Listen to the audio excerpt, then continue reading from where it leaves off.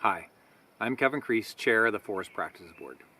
There's a lot of discussion in BC about paradigm shifts, and I think in BC there's actually two different paradigm shifts for forestry underway at the same time.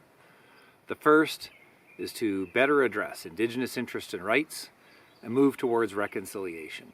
The second paradigm shift is about how we actually manage our forests to better reflect ecosystems, ecosystem health, and the services that they provide. Here at the board, our work also reflects these shifts that are underway. With respect to reconciliation, the board has changed how we approach Indigenous people to basically involve them much earlier in any processes that we undertake. Early engagement is a door opener. It allows us to have a conversation with the Indigenous community about the work we're doing and about the values that they see before we initiate a project. I want to thank the communities who responded to this open door in the past year.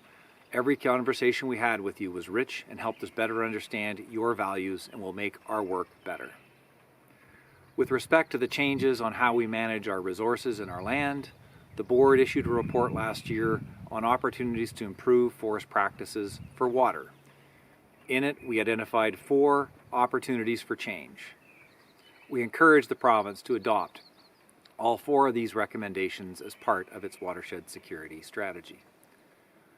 Another highlight for the past year was the introduction of changes to the Forest and Range Practices Act. A number of these changes reflect recommendations the board has made in the past.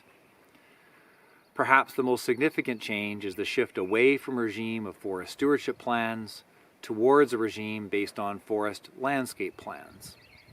Forest landscape plans will fundamentally alter how Indigenous people are involved in planning the forests in their territories based on a model of seeking consent. In the coming year, the board has initiated a project to look at managing for fire at the landscape level, which will be one of our places where we try and influence how landscape planning can be successful in addressing the risks we see into the future from climate change. This will be my last annual report as Chair of the Forest Practices Board. It's been an honor to serve for the past 4 years.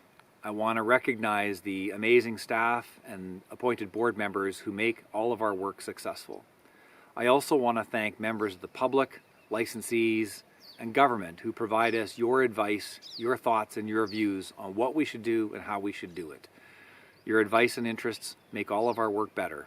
Improving forest practices is a team effort, and we couldn't do it without your support. Thank you.